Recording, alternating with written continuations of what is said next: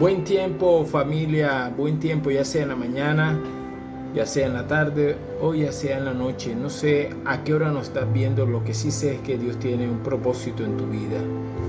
Bienvenidos a esta miniserie devocional de reto de 40 días de ayuno, de transformación en fe y vida. Hoy entramos al día 38, estamos cerca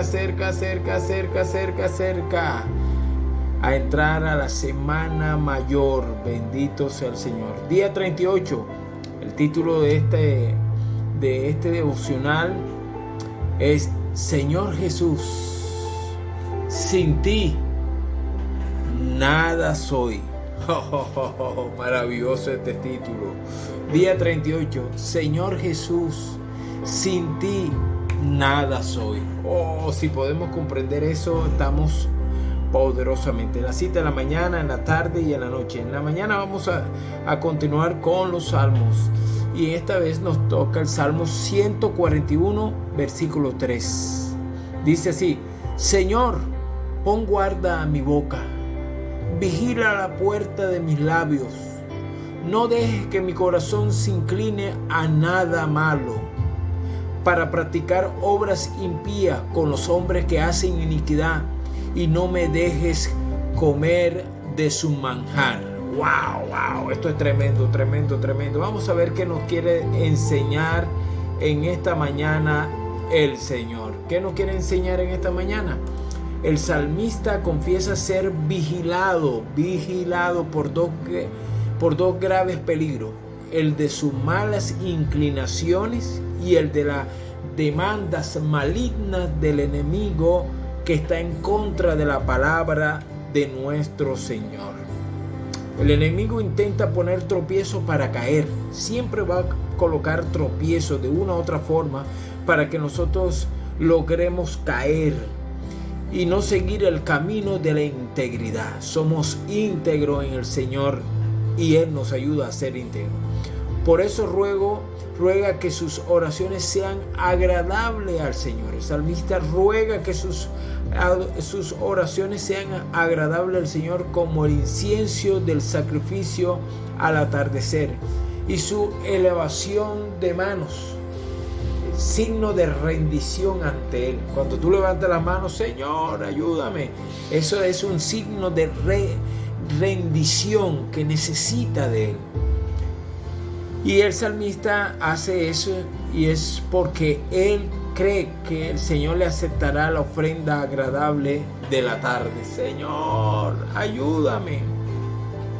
El salmista tiene miedo a incumplir la palabra de Dios escrita. Por eso suplica que guarde sus labios cuidadosamente y solicita un guardia. No quiere adoptar el lenguaje de los impíos. Mucho cuidado que aquellos cristianos que hablan como los impíos, hablan como los que no conocen a Jesús. Tu lenguaje tiene que ser diferente, debe ser diferente. No puede ser igual a esta sociedad maligna, perversa, que a lo malo le llaman bueno y a lo bueno le llaman malo. Y el salmista en su sociedad dice: por eso él suplica que guarde sus labios cuidadosamente y solicita un guardia. Y dice, no quiero adoptar el lenguaje impío, perverso de este mundo, lo cual no saben valorar la palabra escrita del Señor y sus exigencias. Que hoy nuestro amado Salvador, el Señor Jesús, nos ayude a ser prudentes. Que nuestro sí sea sí y nuestro no sea no. Que no seamos y no acolitemos conversaciones malsanas, corruptas. Cristianos que aplauden, se gozan cuando hay conversaciones de doble sentido, conversaciones de lenguaje inapropiado. Por eso que nosotros como hijos de Dios, nuestro lenguaje tiene que ser el lenguaje del reino, no el lenguaje de la A a la Z y todo el idioma del mundo. Por eso es que muchas de las oraciones no llegan ni siquiera al techo. ¿Sabes por qué no llegan? Porque el lenguaje no es el adecuado, no está glorificando al Dios Todopoderoso. Por eso toma en esta mañana y medita si tu forma de hablar es una forma de hablar de aquel que no conoce al Salvador, al que murió en la cruz del Calvario y resucitó y prometió volver. Toma un tiempo y adora al Señor y pídele perdón por esas palabras inapropiadas que no edifican al espíritu. Nos vemos ahorita en la tarde.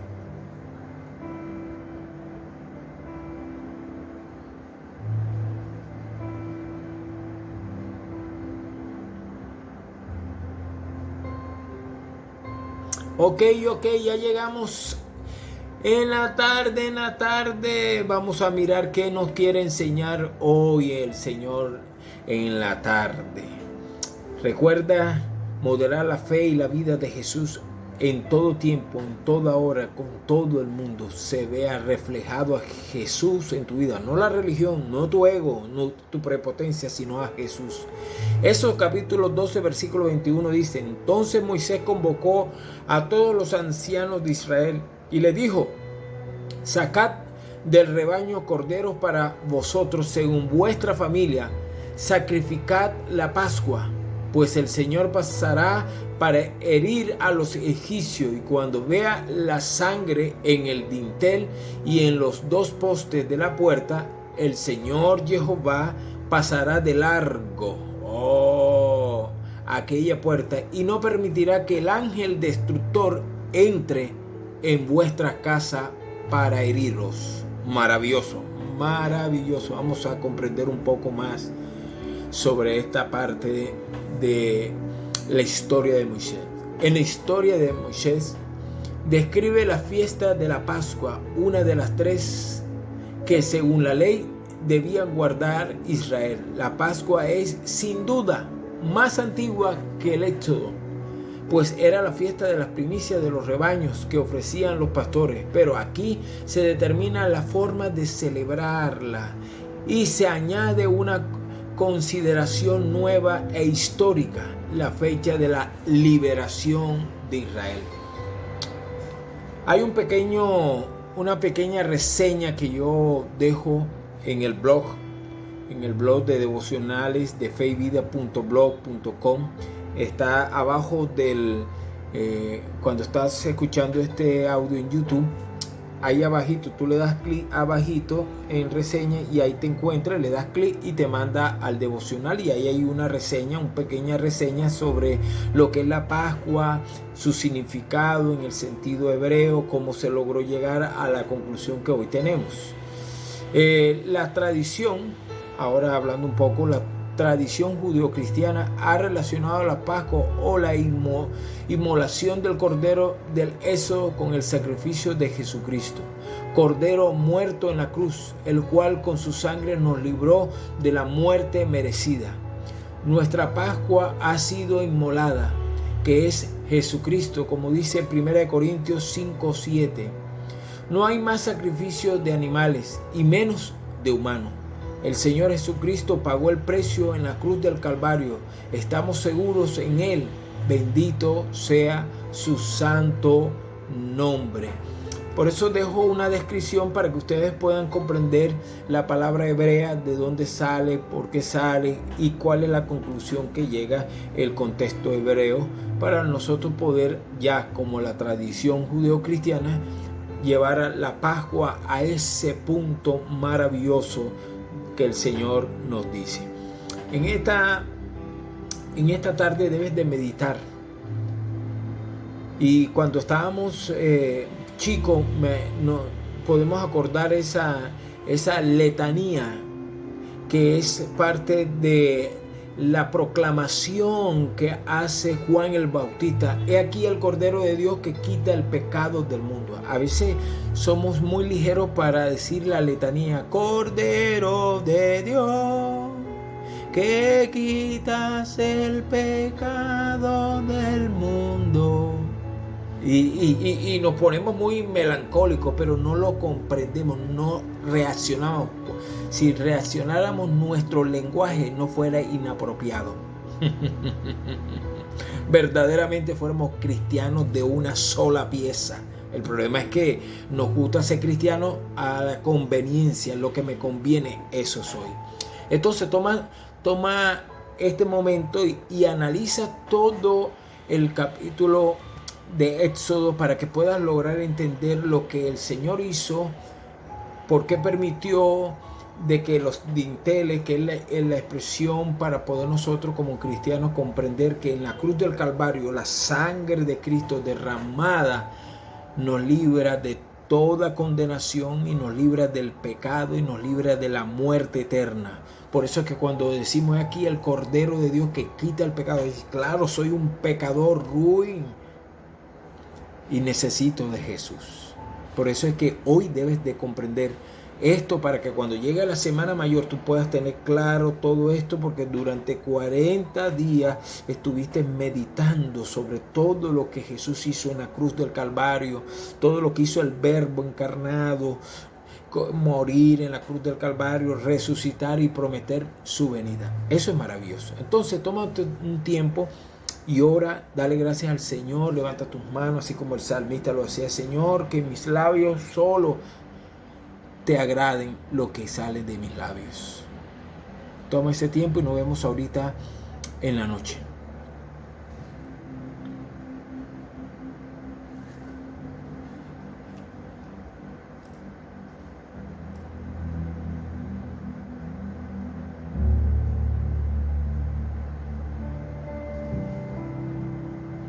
Ok, llegamos ya a la noche se nos ha acelerado el día. Wow. Ya mañana es sábado, Shabbat, para comprender un poco que el sábado en nosotros como hijos de Dios es el descanso. Y ese descanso es Jesús. Venid a mí todos los cansados y trabajados. O sea, yo soy el Shabbat. Maravilloso cuando comprendemos que Jesús es nuestro Shabbat. Maravilloso. Hay cristianos que todavía no han comprendido eso. No. Y otros que se han vuelto a la ley, al judaizantes. Tremendo. Pero bueno, esos serán otros devocionales, otras prédicas, otras enseñanzas. Entramos en la noche ya para concluir lo que el apóstol Pablo, hablando de la iglesia de Corintios, capítulo 16, lee todo el capítulo 16 para que pueda lograr comprender lo que exaltamos el versículo 1, versículo 2 y el versículo 14. Leo para ustedes. Ahora bien, en cuanto a la ofrenda para los santos, haced vosotros también como instruí a la iglesia de Gálatas, que en el primer día de la semana cada uno de vosotros aparte y guarde según haya prosperado, para que cuando yo vaya no se recoja entonces ofrenda. Todas vuestras cosas sean hechas con amor. Maravilloso. Todas vuestras cosas sean hechas con amor. Maravilloso. Vamos a ver qué nos quiere enseñar nuestro amado Salvador. Concluimos este devocional con la palabra del apóstol Pablo. El apóstol abarca 2 puntos. Primeramente, que cada domingo, según las posibilidades, pongan aparte para este fin algo de las ganancias de la semana, como dice el versículo 2. Cuando nosotros miramos el versículo 2, logramos comprender eso.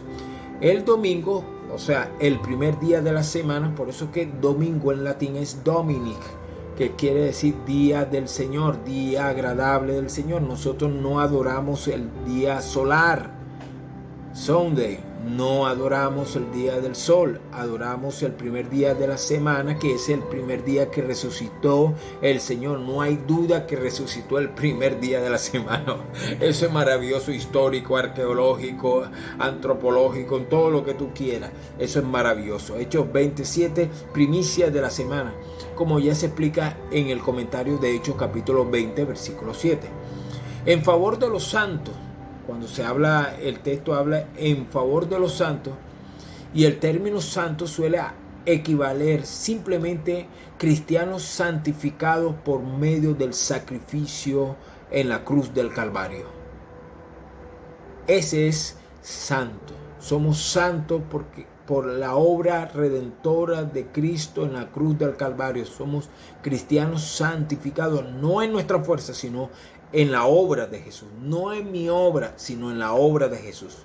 No solo la consideran como una ayuda a los necesitados. Cuando hablas de recoger una ofrenda antes, para que cuando llegue el primer día de la semana esté abundante para los necesitados. Dice, sobre todo y principalmente como una muestra de unidad y comunión entre las iglesias fundadas por el apóstol Pablo y la iglesia madre que estaba en Jerusalén, como dice Romanos capítulo 15 versículo 27, 2 Corintios capítulo 9 versículo 14 y Gálatas capítulo 2 versículo 10. Usted lo puede leer y va a comparar todo eso. Ningún creyente de Corintio estaba en la indigencia o ruina, estaban bien, tenían una prosperidad, estaban bien económicamente, tenían sus negocios, tenían donde recoger. Por eso era que él hacía ese énfasis también. Ahora, era incluso una ofrenda honorífica, bendito. Y a ella se había comprometido el apóstol en el concilio de Jerusalén, como dice Gálatas capítulo 2 versículo 10.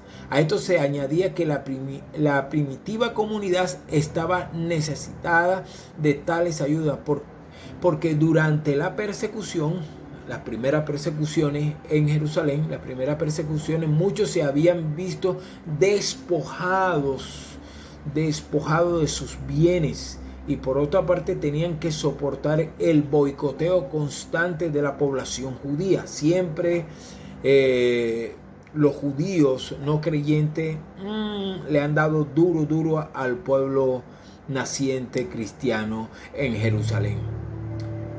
Renuente al Mesías era uno de los propósitos de la población judía, que no querían, de los judíos ortodoxos podemos decir los judíos fariseos de ese tiempo, esos fariseos que hoy en día se cambiaron el nombre, pero siguen siendo la misma corriente de los fariseos. Llámese como se llame, siguen siendo la misma corriente de los fariseos. Ellos no querían que se proclamaran y por lo tanto siempre todo aquel judío que se había convertido, ¿qué hacían? Los despropiaban de sus casas. Muy parecido como algunos políticos que despropian todo lo que encuentran. Estos despropiaban, tomaban los negocios, tomaban todo. ¿Y qué hacían? Forzaban a esos judíos a que salieran de Jerusalén. Entonces la primera iglesia en Jerusalén vivió mucha necesidad, pero también las iglesias que Pablo abrió a los gentiles ayudaron mucho al bienestar económico a aquellos hermanos. No era para que se compraran el caballo de moda o comprar una casa. No. Ellos eran todo para que la comunidad pudiera tener sustento, el pan, tener para dormir, tener para alquilar. Muy diferente a este cristianismo que está paganizado, que lo único que piensan cuando se recogen las ofrendas, se recogen las primicias o se recogen esa parte de esas ofrendas dadivosas al templo, es que los que están bien son aquellos líderes que lo único que piensan es comprarse el último carro. Eso no está mal, siempre y cuando tú lo compres de tu propio sueldo, tú lo compres de tu propio negocio, no utilizando la obra del Señor para que te compren el último carro, la última camioneta o te compren el apartamento, la casa. Dios puede utilizar sin necesidad de manipular. Dios puede abrir las puertas para que tú seas bendecido sin necesidad de manipular los ingresos de la iglesia del Señor. Esto es duro porque en este devocional el Señor está hablando de aquellos manipuladores, pero aquí está hablando de aquellos que daban por gratitud. Las ofrendas que ellos daban, la daban por agradecimiento por lo que Jesús había hecho en la cruz del Calvario por ellos, siendo ellos gentiles y siendo ellos judíos que estaban fuera, se daban cuenta que era necesario bendecir a sus hermanos que estaban en Jerusalén. Entonces, que tú puedas hoy también buscar una buena obra y sembrar en esa obra misionera donde tiene comedores benéficos, donde tienen esa devoción de ayudar al prójimo. Es necesario invertir a la obra del Señor, porque hay que pagar alquiler, hay que pagar el sitio donde estás, y hay que comprarlo, se compra, pero también para enviar misioneros a lugares que menos te piensa. Yo que tuve una temporada como misionero, es duro, la vida de misionero es dura. Y gracias al Señor siempre Él abre puertas, pero qué bueno que tú puedas tener un corazón misionero, un corazón para ayudar a la viuda, al huérfano y al necesitado. Es justo y necesario que la iglesia no solamente esté pensando en cómo edificar templos de 1,000, 2,000, 5,000 millones, bandas musicales que cuestan 100 millones de pesos. Y aquí en la ciudad de Barranquilla, Atlántico, Colombia, conozco iglesias que las bandas superan los 100 millones de pesos y no son capaces de abrir un comedor benéfico. No solamente dar de vez en cuando comidita ahí, no, un comedor benéfico de lunes a lunes ahí. No, están más pendientes para ver cómo se compran los últimos carros. Pero eso es otra prédica, otro devocional. Tú con Dios, donde tú des, dalo con gozo y alegría. Si ese ministro lo está cogiendo para otro lado, allá el ministro con Dios. Vale, que el Señor te guarde, te bendiga, y recuerda modelar la fe y la vida de Jesús. Nos vemos mañana con la ayuda del Señor.